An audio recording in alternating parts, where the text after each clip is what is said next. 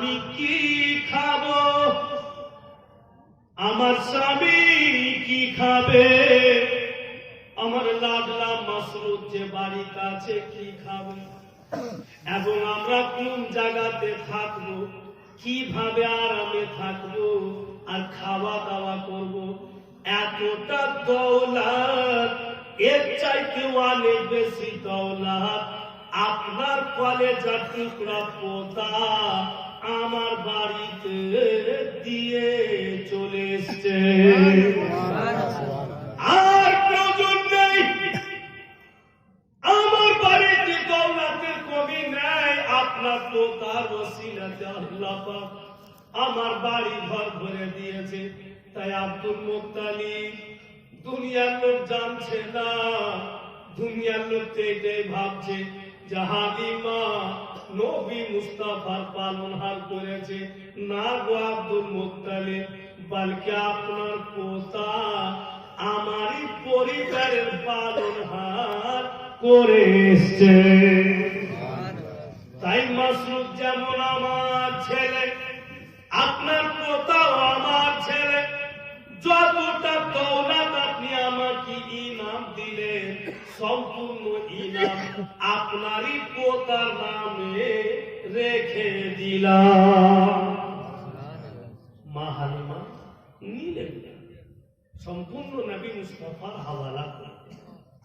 ওখান থেকে মা হালিমা নবী পাকের কাছ থেকে বিদায় নিয়েছে।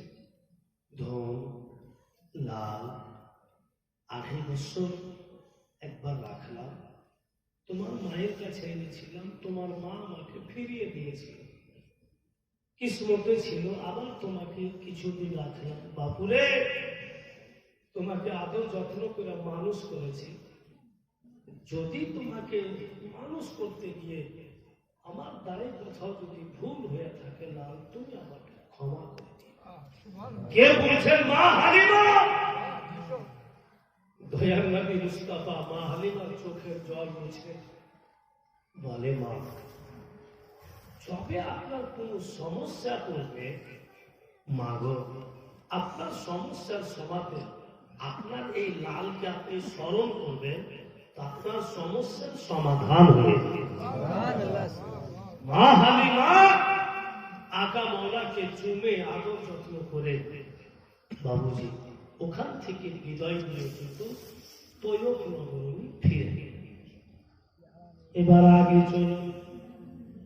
বেশ কিছুদিন পর মা আমেনা আব্দুল মুত্তালিবকে খাবার দিয়েছে। আব্দুল মুত্তালিব খেতে বসছেন। বিশ্ব নবীর দাদা বৌমা মা আমেনা শ্বশুর বাবাকে খাবার দিয়েছে। যখন খাবার শেষ হলো, হযরত মা আমেনা বলছেন, বাবুজি আমি কিছু বলতাম। বলো। ভাবছিলাম আপনার পোতা বাড়িতে ছিল না, তো বাড়ি চলে এসেছে। তাই আমার মন বলছিল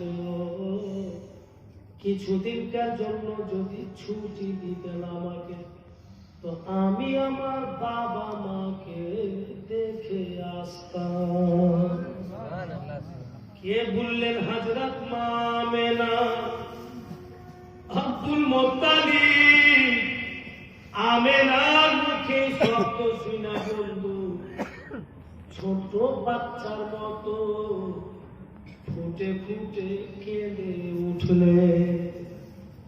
হায় রে মা আমেনা, শ্বশুর বাবা চোখের পানি মুছছে আর বলছেন, বাবুজি কি এমন দুঃখজনক কথা বললাম, আমার ভাষাতে কি আপনি আঘাত পেয়েছেন? কেন আপনি বাচ্চা ছেলের মতো কাঁদলেন? আব্দুল মুত্তালিব বলছেন, আমেনা তুমি বুঝতে পারোনি রে মা, এখন তোমাকে আমি সবচাইতে ভালোবাসি। এমন সময় ছিল রে মা, আমার আব্দুল্লাহকে আমি সবচাইতে ভালোবাসতাম।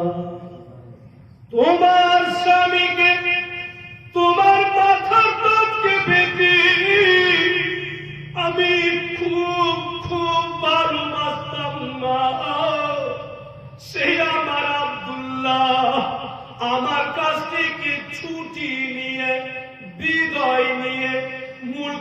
নাম দিয়েছিল ছেলে আমার জীবিত বাড়ি ফিরেনি। আজকে তুমি ছুটি চাইছো, বিনয় চাইছো।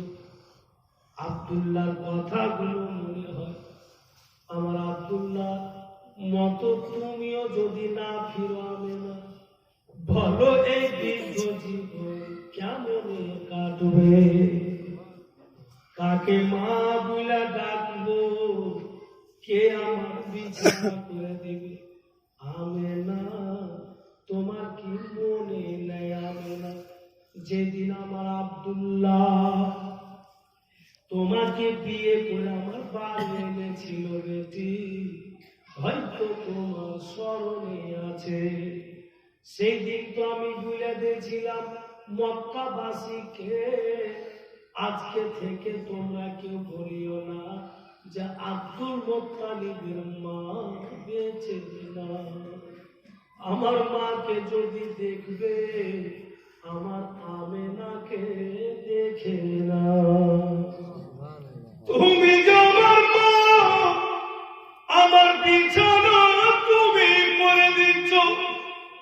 যদি বেটি তোমার হাতে খাবার না পায়, বৃদ্ধ আব্দুল মুত্তালিবের পেট ভরে না মা। তাই আমার মন বলছে তুমিও যদি আব্দুল্লাহর মতো ফিরে না আসো, বলো কাকে মা বলে ডাকবো, কাকে আমি মায়ের নজরে দেখবো? হযরত মা আমেনা বলছেন, যা কাপা যান, আপনি তো হচ্ছেন আমার আসল বাবা। ওখানে আমার বাবা আছে, থাক। আপনি যে আমার সামনে, আমি এই বাবাকে কষ্ট দিয়ে ও বাবাকে দেখতে যাব না। প্রয়োজন যদি পড়ে ওনাকে আমাদের বাড়ি ডেকে নিব। আব্দুল মুত্তালিব ভাবছে এটা আমার ঠিক হচ্ছে না। আজকে যদি আমি আমেনাকে যাওয়ার আদেশ না করি, ছুটি না দিই, হয়তো আঁকায় আঁকায় আমেনা ভাববে আমার স্বামী যদি জীবিত রইতে আমি আদেশটা পেয়ে যেতাম। তাই আব্দুল মুত্তালিব বলছেন, আমেনা, 1 সপ্তাহ ছুটি দিলাম, 8 দিনকার ছুটি তোমাকে দিলাম। তুমি তোমার পিতা মাতাকে দেখে আসবে। বলো আমেনা, কে কে যাবে রে মা? হযরত মা আমেনা বলছেন, আমি যাব, আমাদের দাসী উম্মে আইমানকে সঙ্গে নিব, এবং আমার লাখা দুলারা অর্থাৎ আপনার পোতা যাবে। বৃদ্ধ আব্দুল মুত্তালিব উনাদেরকে কিছুটা আগিয়ে দিলেন। ঠিক আছে আমেনা যাও, কিন্তু মারে 8 দিনের বেশি থাকিও না। মক্কা আর মদিনার বর্ডারে মা আমেনার বাপের বাড়ি, যার নাম লিখছে কিতাবে ওয়াহিদ বিন জাহরি। ওয়াহিদ বিন জাহরির বাড়ি হযরত মা আমেনা গেলেন। ওই গ্রামে বাবুজি, যে কেউ নবী মুস্তাফার নূরানি চেহারাটা দেখছে, সবাই বলছে আমেনা, তোমার লালকে নিয়ে একদিন আমার বাড়ি দাওয়াত নাও। আজকে এই পড়োশি, কালকে ও পড়োশি, এইভাবে সবাই যারাই নবী পাককে দেখছে তারাই বলছে তোমার লালকে নিয়ে একটা দিন আমার বাড়িতে দাওয়াত নাও। তোমার ছেলে যদি আমার বাড়ি যায় তো আমার বাড়ির শোভা বেড়ে যাবে। হঠাৎ করে একদিন দাসী উম্মে আইমান হযরত মা আমেনা বন্ধুগণ হাতের আঙ্গুলগুলো টেনে দিচ্ছে আর বলছে, আমেনা গো, দিন গন্তি করেছ কি? মক্কা নগর ছাড়া কে কদিন কাটলো? হযরত আমেনা বলছেন আমি গন্তি করিনি, উম্মে আইমান বলছে আমি গন্তি করেছি। তো কদিন কাটলো আইমান, উম্মে আইমান বলছেন আমেনা আমি তোমার ভয়ে কিছু বলতে পারি। আমরা আব্দুল মুত্তালিবের কাছ থেকে 1 সপ্তাহ ছুটি নিয়ে এসেছি, আর আজকে মক্কা নগর ছাড়া কি আমাদের পূর্ণ 30 দিন কেটে গেল। আজকে 1 মাস কেটে গেল। হাইরে বীর আব্দুল মুত্তালিব কত যে কাঁদে, কত যে আমেনা আমেনা বলে রাস্তা দেখে। হযরত মা আমেনা বলে উম্মে আইমান জলদি কাপড় বেঁধে নাও, সারা আমাদের যা ছিল কাপড় দড়ি বাঁধো, চলো মক্কা নগর যাই। কাপড় দড়ি বেঁধে মক্কা নগর রওনা হচ্ছে। ওয়াহিদ বিন সেহরি বলে লাগলি বেটি আর 2-1 দিন যদি থাকতে রে মা ভালো হইতো। হাই সুবহানাল্লাহ, যে শব্দ মা আমেনা নিজের শ্বশুর বাবার জন্য বলেছে, আমার তো নজরে আজ পর্যন্ত কোন বৌমাকে নিজের শ্বশুরের ব্যাপারে বলতে শুনিনি। হযরত মা আমেনা বলছেন বাবুজি আপনি এখানে আছেন, আপনি আমার বাবা, আমার মা জননী আছেন আপনার পাশে। হয়তো বাবুজি আমার দাদি যেন এখন আছে, আপনি হয়তো ওকে মা বলছেন বাবুজি, কিন্তু আমার ওই বাপ এমনই একটা বাপ যার পাশে কোন লোক না, তার মা হচ্ছে আমি, সে হচ্ছে আমার ছেলের মতো। আমার হাতের যদি খেতে না পায় আমার শ্বশুর বাবা পেট ভরে না। তাই আমি আর লেট করবো না। হযরত মা আমেনা দাসীকে নিয়ে বেরিয়ে গেলেন। গ্রাম থেকে বেরিয়ে আসছেন মক্কা নগর। ভাইরা বাপিরা মা বোনেরা গ্রাম পার হয়ে হযরত মা আমেনা দাঁড়িয়ে গেলেন। উম্মে আইমান বলছেন আমেনা কেন তুমি দাঁড়ালে? হযরত মা আমেনা বলছেন আইমান গো, এই জায়গা থেকে মক্কা নগর যাওয়া 2টা রাস্তা, একটি হবে সোজা, একটি হবে বেঁকা। কোন রাস্তা দিয়ে আইমান যাবে? উম্মে আইমান বলছেন আমেনা যে রাস্তা তোমাকে পছন্দ হয় ওই রাস্তা দিয়ে চলো। হযরত মা আমেনা বলে চলো চলো, একটি রাস্তা মাঠের ভিতর দিয়ে আছে, ওই রাস্তা দিয়ে যাব, তাড়াতাড়ি মক্কা নগর পৌঁছে যাব। বলে ঠিক আছে চলো। বাবুজি অন্য রাস্তা ধরলে, ওই যে বললেন কি একটি ময়দান আছে, ওই মাঠের ভিতর দিয়ে যাব।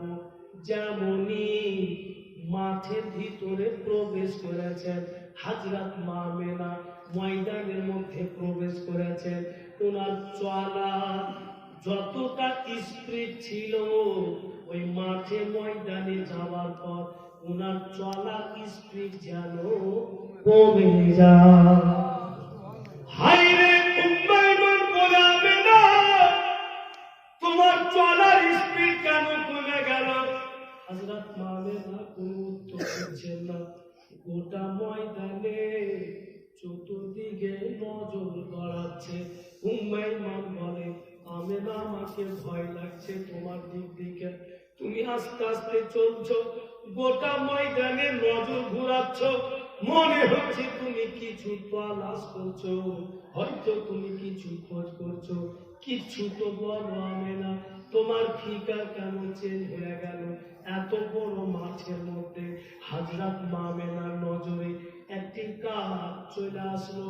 ওই গাছ তলাতে হযরত মা আমেনা 1 পা 2 পা পড়ে গেল।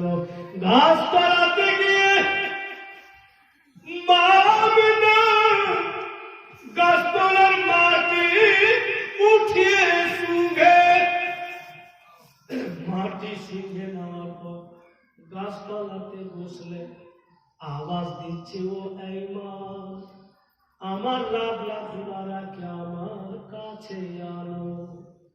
তো জাহানের নবী মায়ের কাছে গেলেন।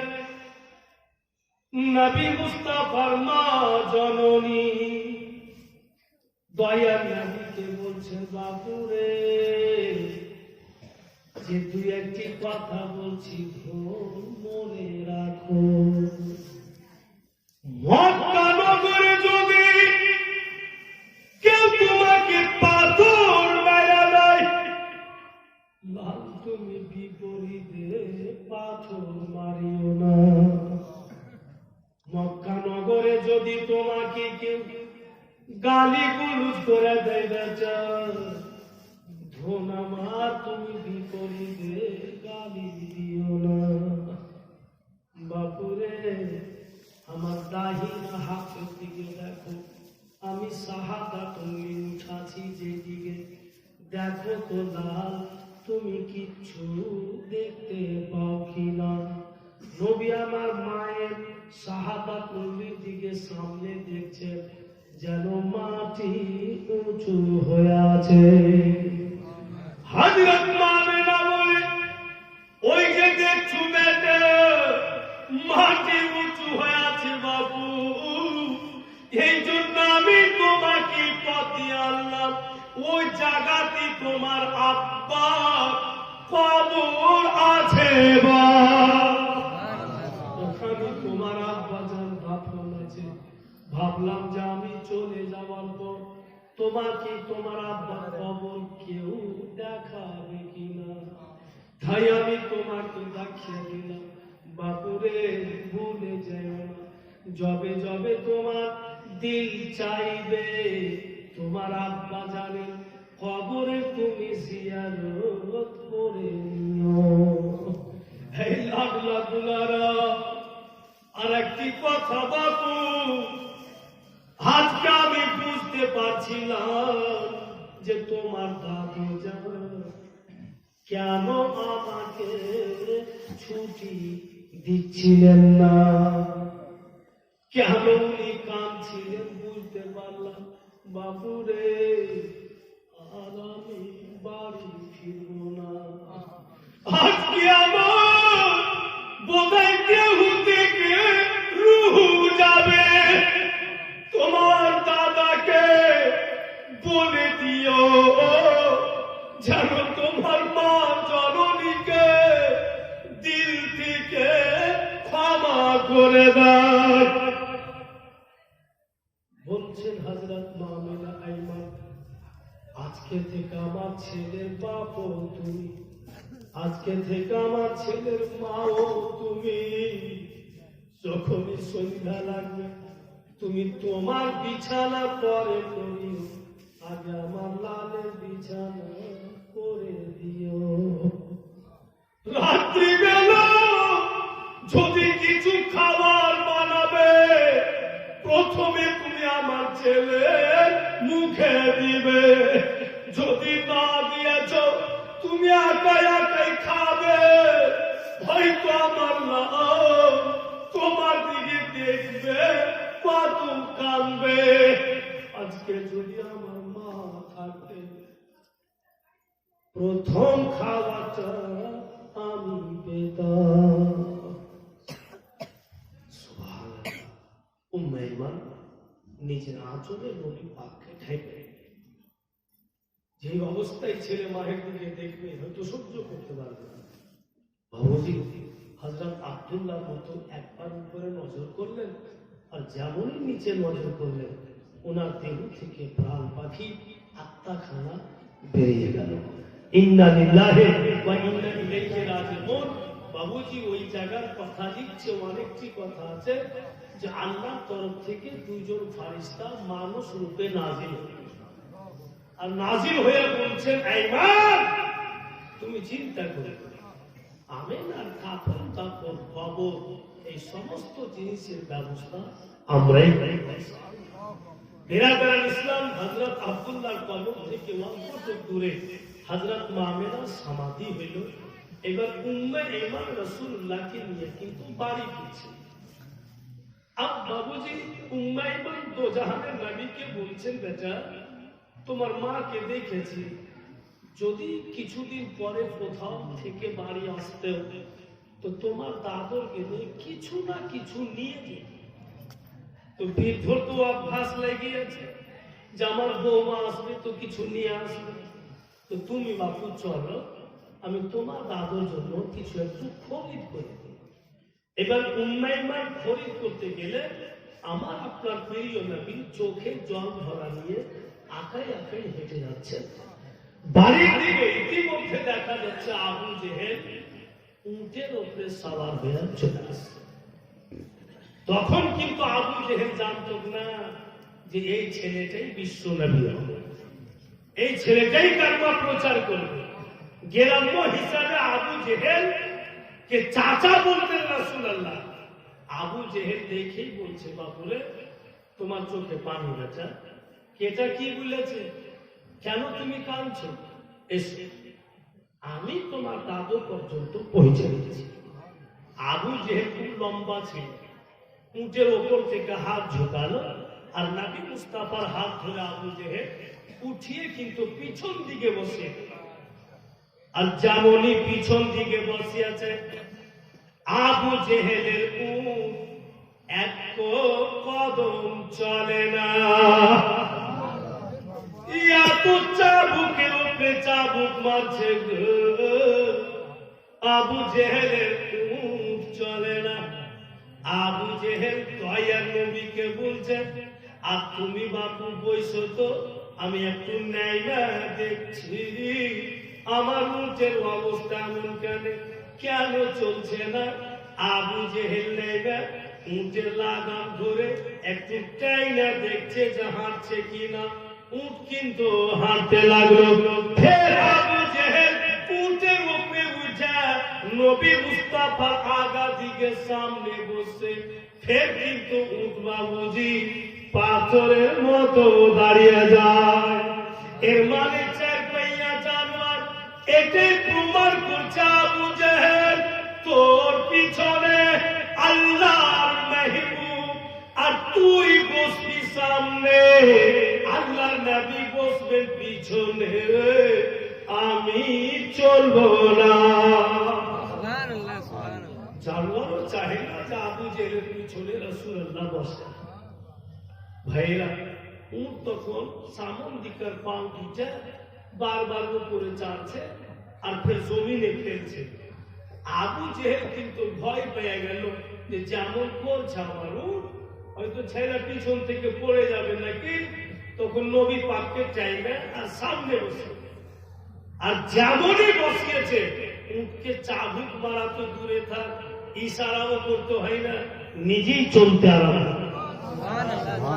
তো বলবো না বাবুজি যে ওয়াহাবি চাইতে চার পাইয়া জানোয়ার বেশি ভালো, বলবো না যে মসজিদ চাইতে ওই জানোয়ার চার পাইয়া বেশি ভালো, যে যারা রাসূলুল্লাহর ইজ্জত সম্মান করছে বুঝে। ভাইরা বাপিরা আমার, দূর থেকে আবু জেহেল দেখাইছে কিছুটা দূরে, বাপুরে ওই যে তোমার দাদু বসে আছে, যাও। নামিয়ে দিলে উঠ থেকে। আব্দুল মুত্তালিব একটি চেয়ারের উপরে বসে আছে, আর অন্য চেয়ারে আব্দুল মুত্তালিব পা দুটি রেখেছে। আব্দুল মুত্তালিব বিশ্ব নবীর দাদা, চুলের কথা নিচ্ছে যে জুলফি ছিল, জুলফি ছাড়া আছে, এক চারে বসে আছে, অন্য চারে পা রেখেছে, মাথার চুল এলোমেলো হয়ে আছে, চোখ দুটি বন্ধ। নবী মুস্তাফা দেখছেন দাদা এত কেঁদেছে, আব্দুল মুত্তালিবের চোখের পানিতে বুকের জামা ভিজে আছে। হাইরে দীর্ঘ অপেক্ষা করছে কবে আমার আমেনা আসবে। দয়া নবী যেমনই দাদা সামনে দাঁড়িয়েছে নবী আমার আওয়াজও করেননি, নবী আমার কিছুই বলেননি। চোখ দুটি বন্ধ করে করে আব্দুল মুত্তালিব হাত দুটিকে মেলে বলছে, তুমি বলো বানা বলো, তুমি যে এসে গিয়েছো, তোমার শরীরে খুশবু আমার নাকে আসছে, তোমাকে দেখার প্রয়োজন নেই, তোমার শরীরের সেন্ট প্রমাণ করছে তুমি চলে এসো, এসো বুকে লাগো। এবার নবী আমার সহ্য না করতে পেরে দাদাকে জড়িয়ে ধরে ফুটে ফুটে কেঁদে উঠল।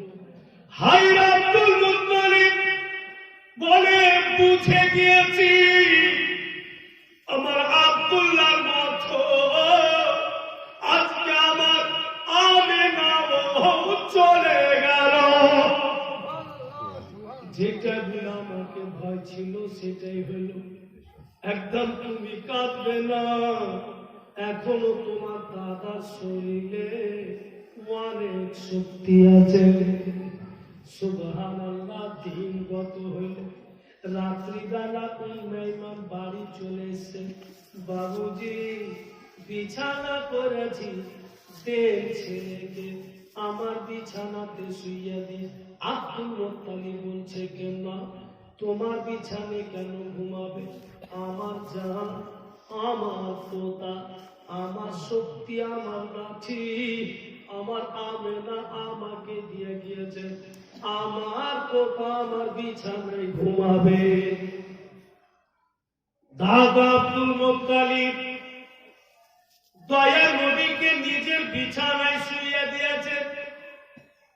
রাত্রিবেলা নবী আমার দাদার দিকে দেখছেন যে রাসূল আজম শুয়ে আছেন।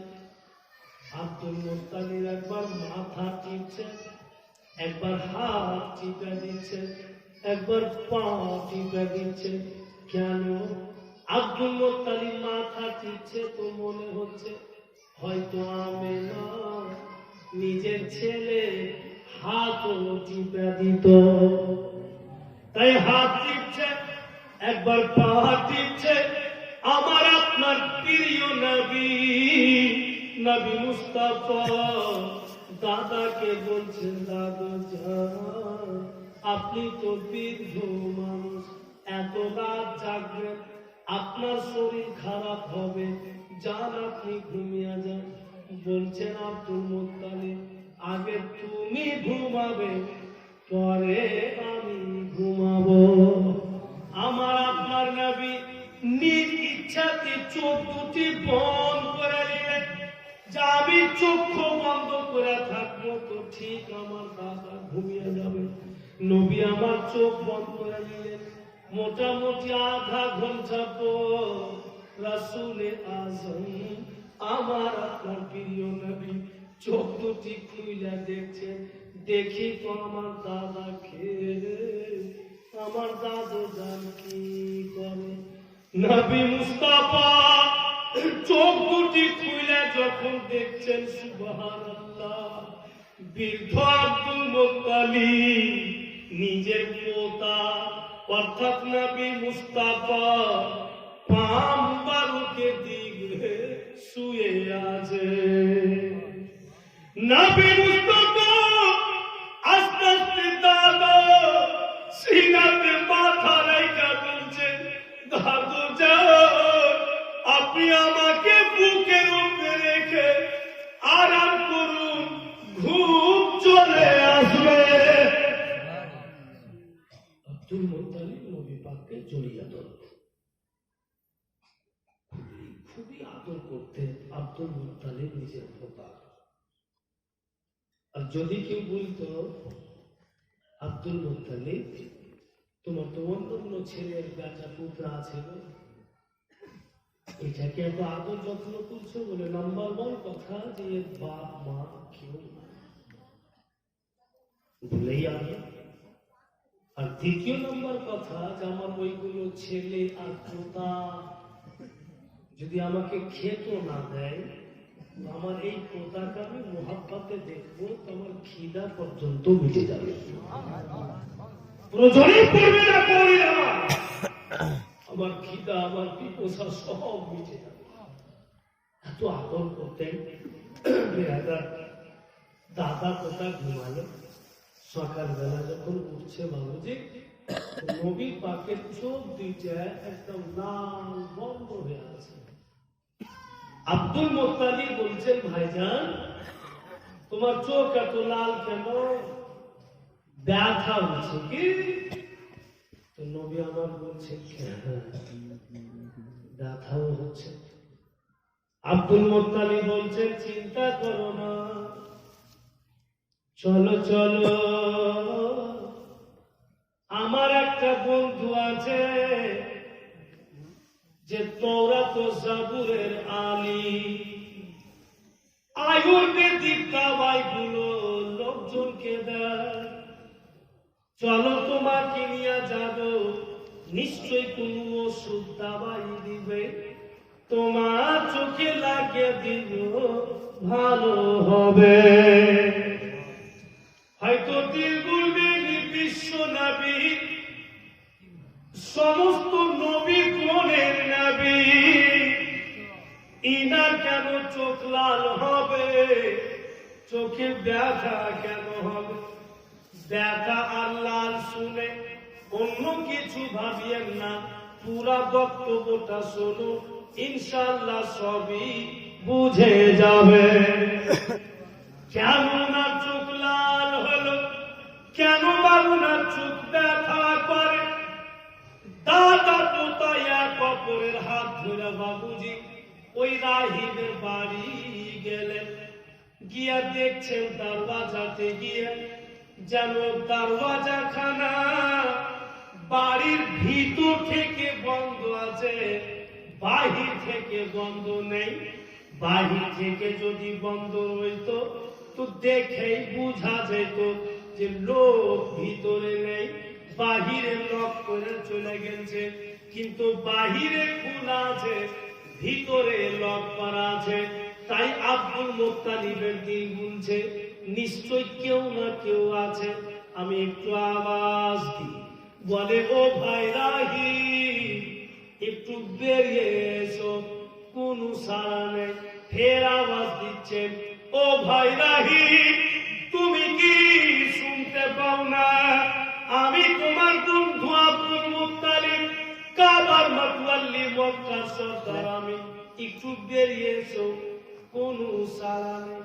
3 মারতাবা আওয়াজ দিলেন, কিন্তু রাহিব বেরিয়ে আসছে না। আব্দুল মোত্তালিব চিন্তা করে, ও কি বাড়িতে নেই? আর নাই তো ভিতর থেকে দরওয়াজা কেন লক আছে? আর যদি আছে তো বেরিয়ে কেন আসছে না? সত্যিকারই রাহিব বাড়ির মধ্যে আছে বাবুজি, বের কেন হয় না? এই জন্য বের হচ্ছে না। যেই নবী মুস্তাফা ওই রাহিবের দরওয়াজাতে দাদার হাত ধরে দাঁড়িয়ে আছেন, অর্থাৎ আমার আপনার নবী, নবী মুস্তাফার নাম কি হবে? নবী পাকের বলি কেমন হবে? নবী মুস্তাফা দেখতে কেমন হবে? সেই নবী পাকের জিন্দেগি ওই রাহিব বাড়ির ভিতরে জাবুর শরীফকে খুলে দিয়েছে আর মন দিয়ে পড়ছে। যে নবী ও দরওয়াজায় ওই বক্তব্য কিন্তু রাহিব ভিতরে পড়ছে। আরে এত যে দিওয়ানা হয়েছে রাহিব যে পুরাপুরি ধ্যান কিন্তু ওখানেই আছে, কেউ যে আওয়াজ দিচ্ছে ওর কানে যাচ্ছে। বিরাদার আসলে মানুষ যদি অন্য কোথাও পূর্ণ ধ্যান দিয়ে দেয় আর আপনি আওয়াজ দেন, সহজে শুনতে পাবেন না, তো বের হচ্ছে না। আমি কিতাব পড়তে আছে, যেই নবী তার দরওয়াজাতে আছে, দাদার পাশে ওনারই বক্তব্য পড়ছে। ভাইরা, বন্ধুরা, রাহিবের ছাদ তখন আল্লাহকে বলছে, আল্লাহ প্রিয় মুস্তাফা এর দুয়ারে থাকবে, আর এই ঘর থেকে বাহির হইবে না, তুমি হুকুম করো, আমি পড়ে যাই রাহিবের উপরে, একে জান থেকে মেরে দিই। যেই নবীর সাদকাতে তৈরি হয়েছে, উনি ওর দরওয়াজায় বের হচ্ছে না। আল্লাহ পাক বলছেন কেন না, আজকে যদি রাহিব মারা যায়, এই রাহিবের দ্বারাতে আমার মেহবুবের সৌন্দর্য একটি মজেজা বয়ান হবে। আর এই রাহিবটাই যদি মারা যায়, আমার মেহবুবের ও মজেজা বয়ান হবে না। মানে এর দ্বারাতেই প্রকাশ্য, তাই একে বেঁচে থাকতে হবে। তো আল্লাহ বলছে, ছাড়, তোমাকে এমন ডিজাইন বানিয়ে দিচ্ছি, এমনি ডরে দেখে। আল্লাহ ছাদকে হুকুম করছে, তুমি নামতে নামতে ওর মাথায় থাকো, আর ফের ওপরে উঠো, ফের ওর মাথায় থাকো। ও তো দম ছেড়ে দেবে দেখে, তো মরে বলেছে পড়ে যাবে আমার উপরে। বাবুজি, সামান্য একটি ভূমিকম্প হচ্ছে, তো হালতটা কি হচ্ছে বলুন তো। 2012 সালে একবার খুব ঘন ঘন হচ্ছিল, তখন আমার প্রোগ্রাম চলছিল গোলাপগঞ্জ মিস্ত্রি টোলায়। তো দিন 11টা ছিল। তখন আমরা 3 জন মৌলভী সাহেব একটা চায়ের দোকানে আছি, আমি একটা বেঞ্চে আছি, ওরা 2 জন একটা বেঞ্চে। ওরা 2 জন আমাকে দেখছে, মুসমুস করে হাসছে। আমি ওরাকে বলছি, হাসছো কেন? রাত্রে লাগছে, ঘুমাননি নাকি? কেন? আপনি তো হিলছেন, আপনার বেঞ্চ সুদ্ধা হিলছে। তো এবার ওর ক্ষেত্রে দেখছি ওরাও হিলছে। আমি তো হিলাচ্ছি, তোমরা কেমন হিলছ? রাম রাম হিলছে।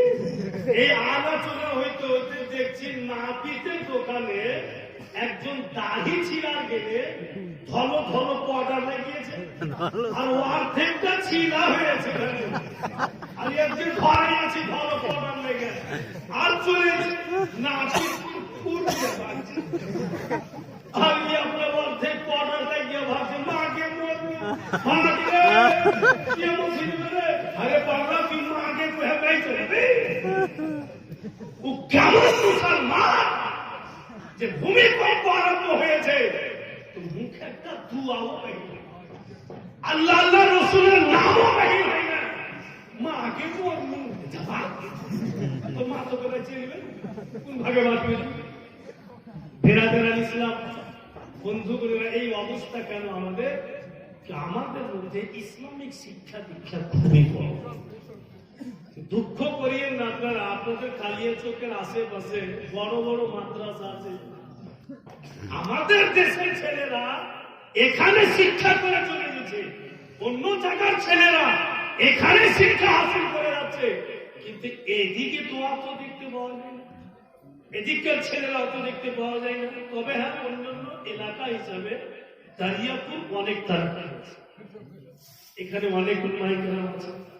ভাইরা বাপেরা বন্ধু বোনেরা আমার, যদি ইসলামিক কালচার ছেলে মেয়েকে আমি দিয়ে রাখি, তো বাবুজি ইনশাল্লাহ ওরাও বুঝতে পারবে যে কি ভালো কোনটা ভুল, সবই জানতে পারবে। আরে 10 বার যদি পালন না করে, একবার তো করবে, একবার তো পালন করবে। ভাইরা বাপেরা আমার, ঠিক বাবুজি ছাদ রাহিবের মাথাতে লাগলো, দেখছে রাহিব আমার মাথা সুরসুর করে করছে, দেখছে তো ছাদ ঠেকা আছে, চোখ মেলে আমি লাগছে শেষ হয়ে। ফের দেখছে তো ছাদ উপরে উঠছে, আর যেমনই ছাদ নেমে আসলো, জানাই ভয় দরওয়াজা খুলে দেয়, আর যেমনই বেরিয়েছে বেরাদার শাহাদাত আঙ্গুলি, আমার আপনার নবীর উপরে নজর পড়েছে, মুখে কিছু বলছে না, শাহাদাত আঙ্গুলি উঠিয়ে নবী মুস্তাফা চেহারা মুবারকে ঘুরায়। আব্দুল মুত্তালিব বলছে, ও রাহিব, 3 মার্তবা তোমাকে ডাক দিলাম, তারপরে তুমি অনেকক্ষণ পর বেরিয়ে আসলে, বেরিয়ে আসার পর মুখে কিছু বলছো না, আমার পোতার চেহারাতে তুমি উংলি কেন ঘুরাও? রাহিব বলছে, কে? বলে আমার পোতা। কি নাম? বলে মুহাম্মদ সাল্লাল্লাহু আলাইহি ওয়াসাল্লাম। কি কাজে আসছেন? না আমার পোতার চোখ দুটি দেখছো কত লাল হয়ে আছে, ব্যথা করছে, তোমার কাছে আসলাম, একটু ওষুধ দিয়ে দাও। ও রাহি বলছে কখনো না। জোরে বলো কখনো না। বলে কেন? বলে আব্দুল মুত্তালিব কায়নাতের মধ্যে হাকিম জন্ম নিতে পারেনি যা আপনার পোতার চোখে হিকমতগিরি কাটিয়ে দেয়। সারা পৃথিবীতে কোন সার্জেন জন্ম নিতে পারেনি যা আপনার পোতার চোখে কেউ সার্জেনগিরি কাটিয়ে দেয়। আব্দুল মুত্তালিবের তো পাসিনা ছিল যে হাকিমের হিকমতগিরি চলবে না, সার্জেনের সার্জেনগিরি চলবে না, তবে কি আমার পোতা লাল বরং ব্যথা কিছুই ভালো হবে না? চিন্তা তো হবে। কি এমন জিনিসে ভালো হবে? বাবুজি ভাইয়ের আমার, বন্ধু বোনের আমার, এক এরিয়ার লোকেরা, আজকে আমি কতগুলো জওয়ান ছেলেকে, আমি 12টা জওয়ানকে আজকে আমি পরীক্ষা করবো। আমি চাঁদা করছি না, কেমন নবীর ইস্ক মুহাব্বত। 21টা জওয়ান 100 টাকা নারী মুস্তাফার নামে দিবে যে কি এমন জিনিসের চোখ দুটি আরাম হবে যখন হাকিমের হিকমত চলবে না, সার্জেনের সার্জেন চলবে না। একটাই কোন জওয়ান 100 টাকা দিনে বলা আছেন সমাজে? জওয়ান নাই দিবে, পুরানো তো কমই দিবে। এখানে একটা আছে।